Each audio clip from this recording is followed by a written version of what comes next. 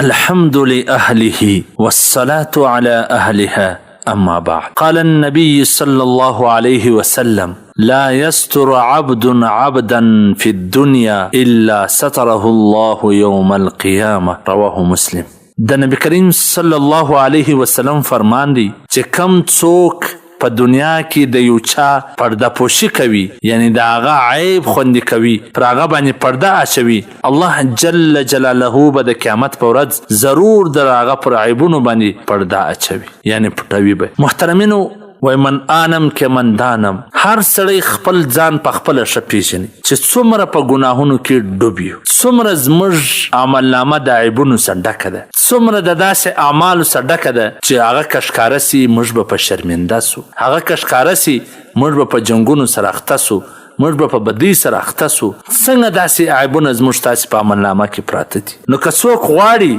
چې دغه د دا عیبونه چې څنګه په دنیا کې پټ دي، دا دغسې د قیامت په ورځ هم الله پټ کي، الله یې نه کي ښکاره، نو دغسې دغه سړي ته کول پکار ده چې د بل مسلمان عیب او پرده پټ کي. ځکه هر سړی داغدار دی. داغ مت کہو ہر ایک داغدار ہے، بے داغ صرف یہی ہے جو ہمارے پروردگار ہے. داغ بنه کوي، هر سړی داغدار، په هر سړی کې څه نه څه عیب سته.